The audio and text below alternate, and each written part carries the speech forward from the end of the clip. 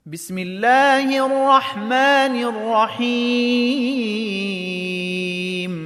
Saudaraku seiman, seorang muslim itu selalu santun, baik, ramah, ya. Semua sifat kebaikan harus ada padanya, karena memang Allah subhanahu wa ta'ala memerintahkan kita menjadi orang yang baik. Tutur katanya santun, ya, jamahan tangannya ramah, kakinya selalu melangkah kepada tempat-tempat yang benar, lisannya selalu mengucapkan kalimat-kalimat yang baik, suka memaafkan, gemar memberi, ya. Semua sifat-sifat baik dianjurkan dalam Islam. Maka seorang muslim yang sejati adalah memang orang-orang muslim yang seperti ini. Bahkan Nabi kita Muhammad sallallahu alaihi wasallam bersabda, "Al-muslimu man salimal muslimuna min lisanihi wa yadihi." Orang muslim yang sejati adalah orang muslim yang menyelamatkan keburukan lisannya dan tangannya dari saudaranya muslim. Memang dia selalu baik, dia selalu santun. Dan Nabi Muhammad SAW adalah sebaik-baik suri tauladan. Bagaimana beliau mencontohkan kepada kita. Pada saat masuk pasukan muslimin ke Mekah dan sudah jelas-jelas menang, sahabat mulia Sa'ad ibn Ubadah radhiyallahu anhu, Sa'ad ibn Ubadah radhiyallahu anhu, salah satu pimpinan Ansar, sempat jengkel dengan Quraisy dan berkata, hari ini adalah hari pembantaian dan habislah ceritanya Quraisy. Lalu Nabi SAW mengatakan, engkau keliru hai Sa'ad, hari ini adalah hari pemaafan, hari ini adalah hari kebaikan dan kemuliaan Quraisy. Padahal Nabi SAW mengetahui kota itu penuh dengan orang kafir, bahkan 99% orang kafir, dan mereka sangat benci dengan kaum muslimin. Nabi SAW berhasil masuk dengan tanpa perlawanan, pasukan perangnya 10.000 orang. Sampai akhirnya Nabi SAW mengumpulkan orang-orang Quraisy. Ada 3 hal yang Nabi kerjakan pada saat itu. Yang pertama, beliau kumpulkan orang-orang Quraisy. Lalu beliau berkata di Bukit Safa, kumpul semua pimpinan-pimpinan Quraisy, sudah tawanan perang sekarang. Bebas Nabi mau apakan, mau dimaafin, mau dibunuh, mau dihukum. Pokoknya sekarang tawanan perang. Satu Mekah sekarang takluk di tangan muslimin dengan kekuatan perang. Tapi mereka tidak sempat melawan. Yarhamkallah. Maka Nabi SAW bersabda kepada orang-orang Quraisy, hai Quraisy, kalian sudah tahu bagaimana kami telah menguasai Mekah. Dan semua tradisi jahiliyah mulai hari ini di bawah kakiku, habis semuanya, kecuali pengurusan terhadap Ka'bah dan pengurusan terhadap jemaah haji. Selain daripada ini, menyembelih untuk berhala, patung-patung, ya, kemudian berzina sana sini, budak-budak ditindas, gitu kan, perampokan, penipuan, penindasan, semua tidak ada. Tradisi jahiliyah habis. Lalu kata Nabi SAW setelah menyebutkan tentang Islam, fadilahnya, lalu beliau mengatakan, wahai Quraisy, kira-kira menurut kalian apa yang akan saya lakukan? Maka orang-orang Quraisy termasuk Abu Sufyan, pimpinan-pimpinannya semuanya pada mengatakan, wahai Muhammad, engkau adalah saudara kami, engkaulah sebaik-baik pimpinan kami, maka kami tentu berharap kebaikan hatimu. Kata Nabi SAW, pergilah, kalian semuanya bebas, satu Mekah bebas, rumah-rumahnya kembali ke orang-orangnya, padahal ada harta rampasan perang, semua orang-orangnya bebas gitu. Orang-orang Quraisy sampai kaget dan mereka mengatakan, 1 dirham pun enggak diambil oleh Muhammad padahal sudah menang dalam peperangan. Maka Nabi SAW mengatakan, tidak, pulang, kalian bebas, idhabu fa innakum tulaqa, kata Nabi SAW. Maka para sahabat mengambil pelajaran dari kejadian ini, bagaimana Nabi SAW intinya sudah menyampaikan Islam. Kalau sudah takluk sebuah wilayah, maka selesai. Mereka tinggal menerima dan mempelajari Islam. Tidak ada dendam di sini, nggak ada sakit hati. Padahal sebenarnya di Mekah pada saat itu ada beberapa orang yang sangat luar biasa. 10 orang yang Nabi SAW suruh bunuh memang. Di antaranya Hindun, yang istri Abu Sufyan, yang membelah dadanya, yang suruh membelah dadanya Hamzah, yang memutilasi Hamzah paman Nabi SAW, sampai Nabi waktu lihat sedih sekali. Nabi SAW menangis karena melihat luar biasa darah yang tertumpah dari jasad pamannya ini. Maka waktu Nabi SAW kumpulkan kaum wanita, lalu Nabi mengatakan, saya mau kalian membaiat.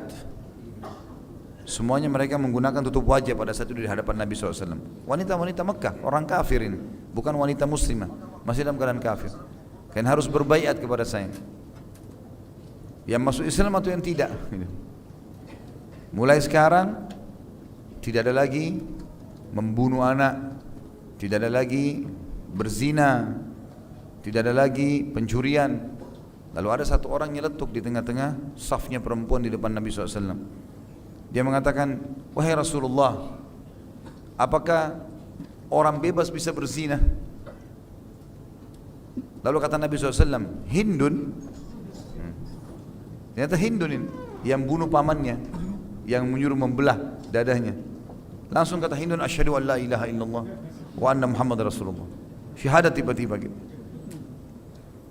Apa yang terjadi teman-teman sekalian? Ini orang depan matanya, dan ini orang masuk kategori 10 orang yang harus dibunuh.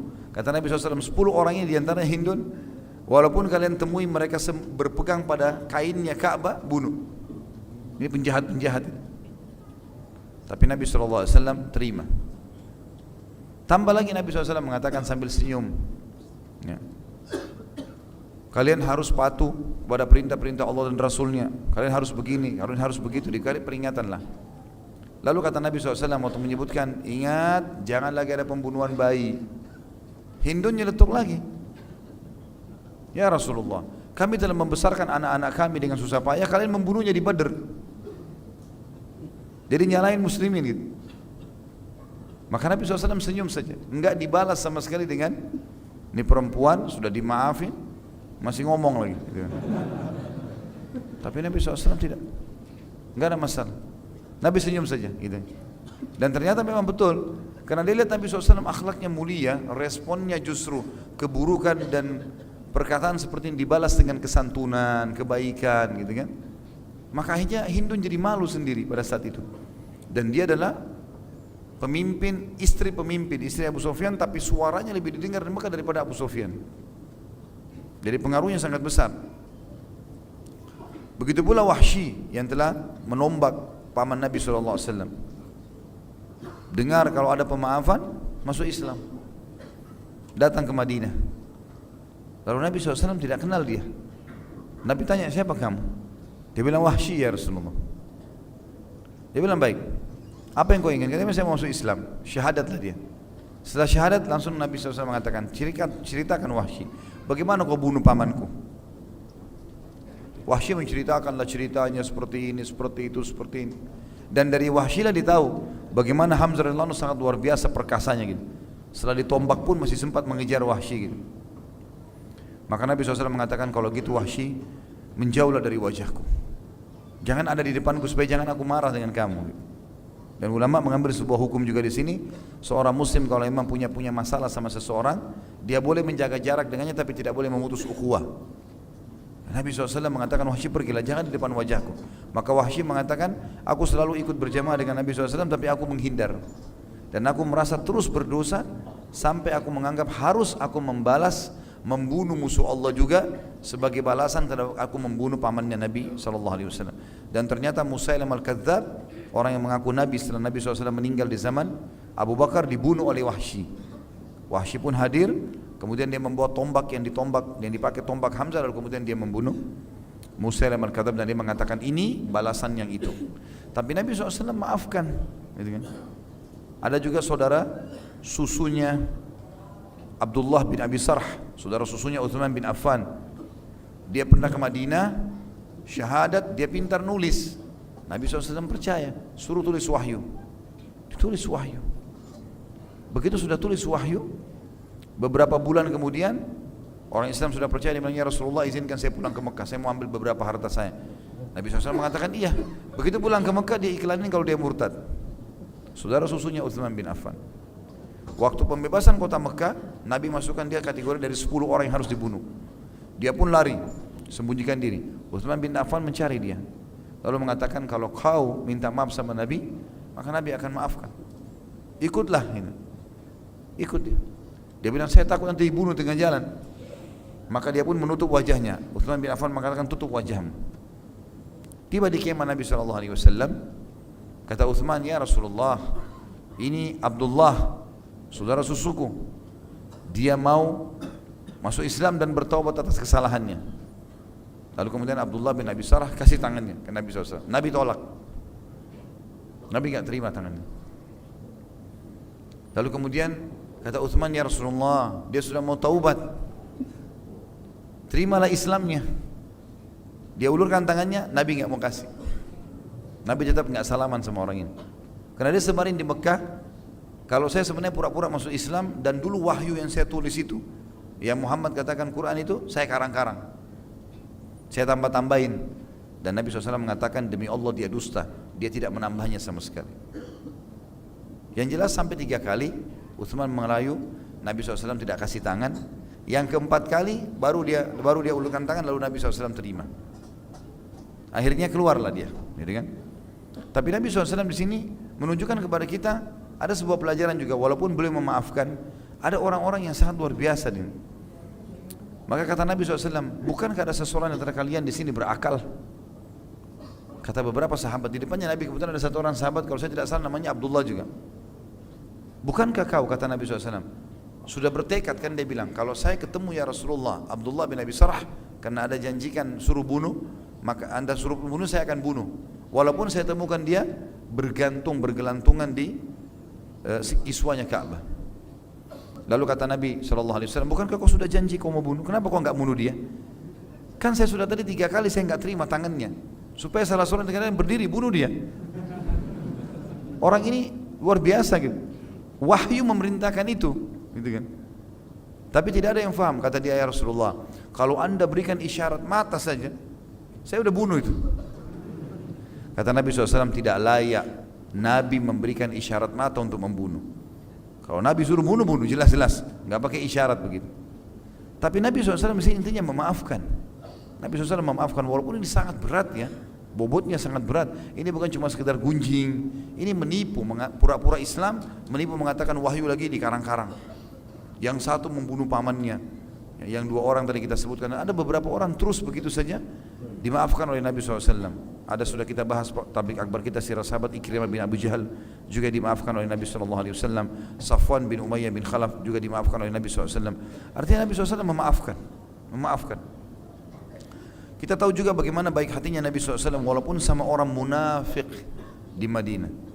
Berapa kali orang-orang munafik kedapatan menghina Rasulullah SAW, menghina program jihad, menghina Al-Quran, menghina macam-macam. Tapi enggak ada wahyu menyuruh membunuh mereka. Rata-rata sahabat dari Ansar dan dari Muhajirin mengatakan, ya Rasulullah, kami tahu siapa yang anda maksud, sampaikan saja instruksi, kami bunuh. Kata Nabi SAW, jangan. Nanti orang mengatakan kalau Muhammad membunuh teman-temannya. Ini juga sebuah hukum teman-teman sekalian, bagaimana kita harus menjaga nama baik kita. Tidak boleh kita rusak nama baik. Nama baik sebuah ibadah kalau dijaga. Tidak boleh kita pertaruhkan hanya hal-hal yang sepele gitu ya. Hanya karena bersaing dengan tetangga, hanya karena bersaing dengan teman kantor, lalu kita rusak segala-galanya. Ada orang kadang-kadang begitu, karena terbawa emosional, terbawa ego, merasa lebih hebat, akhirnya sampai rusak semua masa depannya atau apa yang sudah dia bangun. Ini tidak boleh dalam Islam. Nabi SAW sudah tahu ini munafik. Nabi masih mengatakan, jangan hai Umar, jangan hai Usaid. Ada beberapa sahabat yang pernah mau membunuh orang-orang munafik. Ya, jangan sampai orang mengatakan Muhammad membunuh teman-temannya. Maksudnya jangan sampai Muslim dikatakan membunuh Muslim yang lain. Itu yang dimaksudkan dari ajaran Nabi SAW. Jadi memang kita disuruh menjadi orang yang coba. Ini saya datangkan contoh-contoh sesuatu yang berat-berat. Apalagi kalau cuma hal yang kecil teman-teman sekalian. Sempat teman kita nggak sengaja gunjing kita, kemudian dia datang, maafin saya salah. Langsung rangkul tangannya, baik saya maafin. Insya Allah Allah maaf. Udah selesai. Jadi hati kita memang harusnya bersih begitu. Itu yang dia perintahkan dalam Islam.